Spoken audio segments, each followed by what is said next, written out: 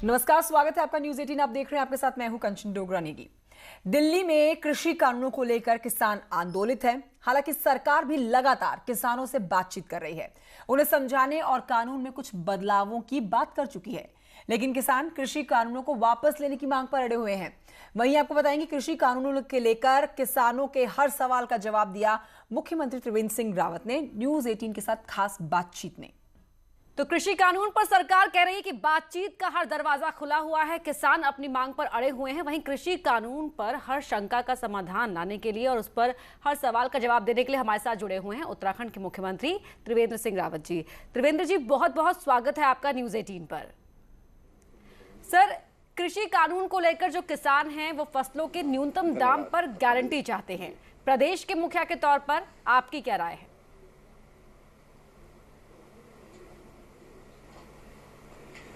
अब देखिए, प्रधानमंत्री जी ने देश के किसानों के लिए स्वामीनाथन कमेटी की जो सिफारिशें थी कि लागत मूल्य का 1.5 गुना मूल्य एमएसपी होना चाहिए, और वो राज्य में, प्रदेश में लागू हो गया है और किसानों को उसका मूल्य मिलना भी शुरू हो गया है। तो मैं ये समझता हूँ कि तमाम मंडियों के माध्यम से आज किसानों को दाम मिल रहा है। किसान वहाँ पर जाकर अपना उत्पाद बेच सकते हैं और बेच रहे हैं। तो इस तरह की ज़बरदस्ती कोई आशंका पैदा करना मैं समझता हूँ कि उचित नहीं है।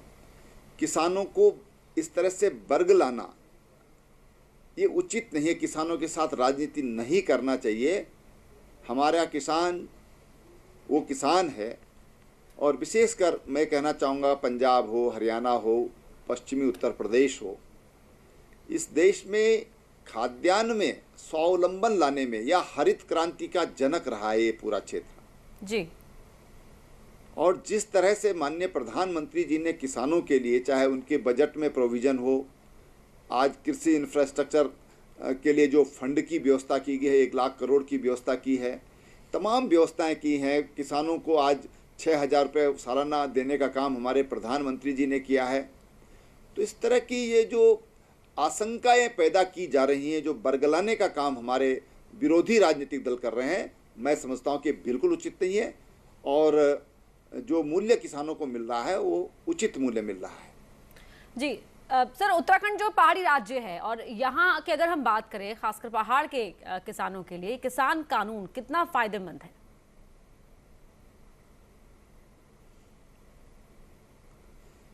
देखिए, किसानों को आज पूरी आज़ादी है कि मंडी के साथ साथ वो खुली मार्केट में कहीं भी जाकर के तमाम सीमाएं समाप्त कर दी गई हैं कि जहां पर उनको अच्छा मूल्य मिलता है वहां पर जाकर अपने उत्पादों बेच सकते हैं। और उसके कारण आज किसान, जो किसान है, वो किसान इस बात को महसूस कर रहा है कि इस कानून से उनको फ़ायदा हुआ है। जी। उत्तराखंड जैसे राज्य में हमारे यहाँ औद्यानिक फसलें बहुत अधिक हैं और औद्यानिक फसलों का प्रदेश होने की वजह से आप ये देखिए कि मेरे यहाँ कहीं भी जो पर्वतीय क्षेत्र है, कहीं पर भी कोई प्रदर्शन नहीं है, सिवाय जो कांग्रेस के लोग हैं जो किसानों को बरगलाने का काम कर रहे हैं, किसानों के साथ धोखा कर रहे हैं, उनके अलावा कोई भी किसान कहीं पर सम्मिलित नहीं हुआ है जी। सिवाय ऊधम सिंह नगर, अगर हम एक जनपद को अगर छोड़ दें तो बाकी किसानों ने उसमें सहभाग नहीं किया है। और दिल्ली में भी हमारे यहाँ से कोई किसान नहीं गए हैं। तो ये साफ साफ उससे जाहिर होता है कि उत्तराखंड का जो किसान है वो इससे प्रसन्न है। देखिए, मैं आपको बताऊं कि हम आज अपने किसानों को धान का ऑनलाइन पेमेंट कर रहे हैं। हम अपने किसानों का जो गन्ने का भुगतान है, हमने पेराई सत्र के शुरू होने से 2 महीना पहले ही उनका 100% पेमेंट करने का काम हमने किया है। हम जो किसानों की खाद की सब्सिडी है उसको हमने 2 साल पहले ऑनलाइन कर दिया। तो हम तमाम, हमारा किसान ये बहुत अच्छी तरह समझता है, दूध का मूल्य अपने किसानों को सबसे अच्छा मूल्य हम दे रहे हैं। 0% इंटरेस्ट पर हम अपने किसानों को 3 लाख रुपए तक का ऋण दे रहे हैं जी। समूहों को 5 लाख रुपए तक का ऋण हम बिना ब्याज के दे रहे हैं जी। तो किसान उससे स्वाभाविक रूप से कि किसान उससे प्रसन्न होगा। हम तरह तरह की सुविधाएं अपने किसानों को देने का काम कर रहे हैं। मैं एक कह सकता हूं कि उत्तराखंड का किसान वो बिल्कुल भी इस तथाकथित किसान आंदोलन से नहीं जुड़ा है। जी। त्रिवेंद्र सिंह रावत जी, किसानों के एक डेलीगेशन ने आपसे मुलाकात भी की थी। आपने कहा कि जो उत्तराखंड के किसान हैं वो बहुत खुश हैं, लेकिन क्या उस मीटिंग में वो आश्वस्त नजर आए या कुछ ऐसी शंकाएं थी जिन्हें बातचीत के जरिए आपकी तरफ से दूर किया गया हो?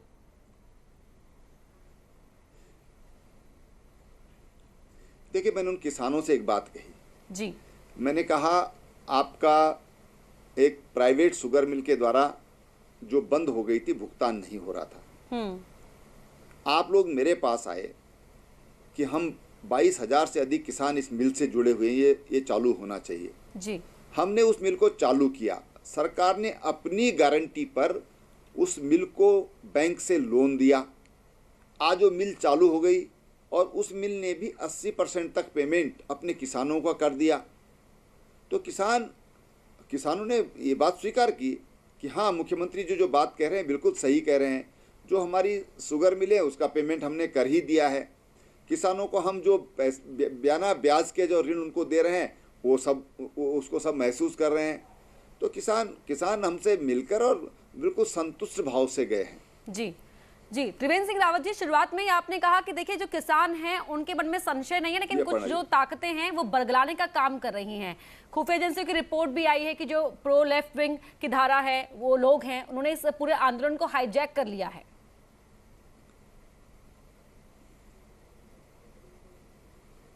अब देखिए अपर्णा जी कि पंजाब से जो किसान आए, किसान कभी भी देश विरोधी नारे नहीं लगा सकता है। किसान कभी भी ये नहीं कह सकता कि इंदिरा गांधी को मारा है, राजीव को मारा, मोदी को मारेंगे, कभी भी नहीं कह सकता। मैं अपने किसान की देशभक्ति पर, उसकी सोच पर मैं विश्वास कर सकता हूं कि देश का किसान कभी इस तरह की हिंसात्मक बातें नहीं कर सकता है और नहीं सुन सकता है। अब ये लोग क्या किसान थे? ये किसान हो ही नहीं सकते हैं और इसलिए किसानों के साथ केवल और केवल कुछ राजनीतिक दल भी इसके साथ जुड़ गए हैं जी। जो भारतीय जनता पार्टी के विरोधी हैं। कुछ ऐसे अराजक तत्व, कुछ ऐसे सांप्रदायिक तत्व, वो सब इनके साथ मिलकर कांग्रेस की समझ में ये नहीं आ रहा है कि वो किसानों की हित का बात कर रही है, लेकिन सच में वो देश विरोधियों के साथ सम्मिलित हो रही है। ये बड़ा दुर्भाग्य है। जी, वापस अगर बात करें उत्तराखंड में किसानों की आय की, तो ये कानून जो है, किसान कानून, नया कृषि कानून, तो किसानों की आय को दुगना करने के लिए कितना कारगर हो सकता है? जी, देखिए, जिस तरह से किसानों की आय दुगनी करने के लिए भारत सरकार ने जिस तरह के प्राविधान किए हैं, जो उसके लिए बजट में जो प्राविधान किए हैं जी, जो इंफ्रास्ट्रक्चर डेवलपमेंट के लिए 1 लाख करोड़ रुपए का प्राविधान किया है, इससे जब हमारे किसानों का इंफ्रास्ट्रक्चर जो किसानों को चाहिए वो मजबूत होगा तो स्वाभाविक रूप से हमारी खेती मजबूत होगी। जी, हमारी खेती मजबूत होगी, खेतों में तकनीकी का इस्तेमाल होगा, उसमें अच्छी प्रमाणित खादों का इस्तेमाल होगा, अच्छे प्रमाणित बीजों का इस्तेमाल होगा, अच्छा उनको पर्याप्त पानी मिलेगा, खेत को उनको आधुनिक तौर तरीके से खेती करने के लिए जो यांत्रिक सुविधाएं चाहिए वो मिलेंगी, तो किसान मजबूत होगा। जी, और वही काम प्रधानमंत्री जी कर रहे हैं, जो उन्होंने एक टारगेट दिया है देश के सभी जो किसान के हित चिंतक हैं, सरकारों को ये टारगेट दिया गया है कि हमको 2024 तक ये किसानों की आय दुगनी करनी है जी। और जो किसानों की हितैषी सरकारें हैं वो उस पर पूरी दमखम के साथ, पूरी ताकत के साथ इस काम को करने का प्रयास कर रही हैं। जी सर, हमने देखा कोविड काल में बड़ी संख्या में जो प्रवासी उत्तराखंड वापस लौटे, तो आपकी सरकार की ओर से जो सरकारी योजनाएं चलाई गई थी, कार्यक्रम खेतीबाड़ी के किसानी से जुड़े हुए, उनमें बड़ी संख्या में उन प्रवासियों ने दिलचस्पी भी दिखाई और उन्हें रोजगार के मौके भी उन कार्यक्रमों के जरिए मिले।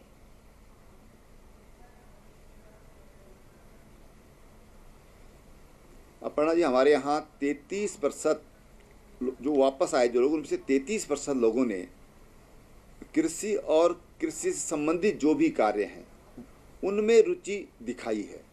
जो सर्वे हमने किया है, यानी कि 1/3 लोग अपने गांव में रहकर खेती करना चाहते हैं, पशुपालन करना चाहते हैं, पोल्ट्री करना चाहते हैं, फिशरी करना चाहते हैं, शहद पैदा करना चाहते हैं जी। और हमने अपना जो भारत सरकार के बजट के अलावा हमने अपनी जिला योजना में 40% बजट, जो लगभग 250 करोड़ रुपया होता है, वो 250 करोड़ रुपया उत्तराखंड जैसे छोटे राज्य में जी हमने स्वरोजगार के लिए प्राविधानित किया है। और उसके कारण आप अगर आंकड़े देखेंगे तो यहाँ पर बहुत बड़ा परिवर्तन इस समय आया है। हमारी खेत की जो वर्षों से जो खेत जिनमें खेती नहीं हो रही थी, आज उनमें खेती हो रही है जी। उनमें आज बागवानी हो रही है। कहीं पर लोग मछली पालन कर रहे हैं, कहीं पर लोग मुर्गी पालन कर रहे हैं। बकरी पालन बहुत तेज़ी से बढ़ा है, बकरियों की संख्या बहुत तेज़ी से बढ़ी है जी। तो जो हमारे प्रवासी जो लौट कर आए हैं, ये सच है कि अगर उनमें हम ये देखें कि ज़्यादा लोग क्या चाहते हैं, तो ज़्यादा लोग अपने गाँव में रहना चाहते हैं और अपनी खेती करना चाहते हैं। बिल्कुल। त्रिवेंद्र सिंह रावत जी, एक आखिरी सवाल आपसे। अब यहाँ पर कोरोना काल को लेकर जिस तरह से उत्तराखंड सरकार ने तैयारियां की, काफी हद तक उसका यह असर रहा कि पहाड़ के जो दुर्गम इलाके के साथ, तो उसको लेकर आपकी क्या प्लानिंग है?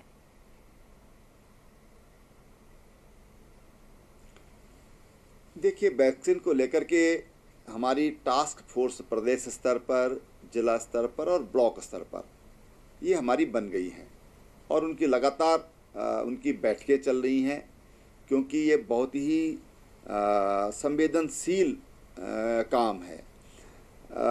जो उसके लिए कूल चेन की ज़रूरत है, उस कूल चेन के लिए हमारी व्यवस्थाएं प्रारंभ हो चुकी हैं और जो उसमें जो उपकरण मिलने हैं वो जनवरी माह से भारत सरकार हमको देना प्रारंभ कर देगी।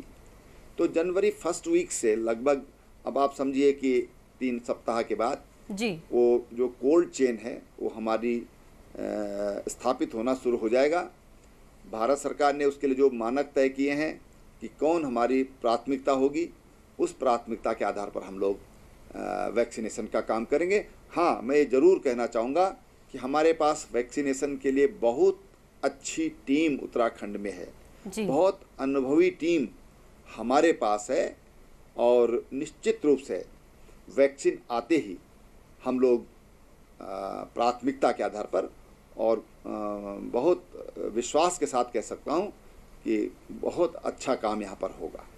जी, त्रिवेंद्र सिंह रावत जी, बहुत बहुत धन्यवाद आपका न्यूज़ 18 से बातचीत करने के लिए। और यहाँ उत्तराखंड के मुख्यमंत्री त्रिवेंद्र सिंह रावत ने धन्यवाद अपर्णा। प्राथमिकताएं बताई कोविड वैक्सीनेशन को लेकर भी और कृषि कानून से जुड़ी हुई हर शंका को दूर किया। कहा कि उत्तराखंड के किसान इस आंदोलन से जुड़े हुए नहीं हैं, वो संतुष्ट हैं सरकार की योजनाओं से भी और सरकार के इस नए कृषि कानून से भी।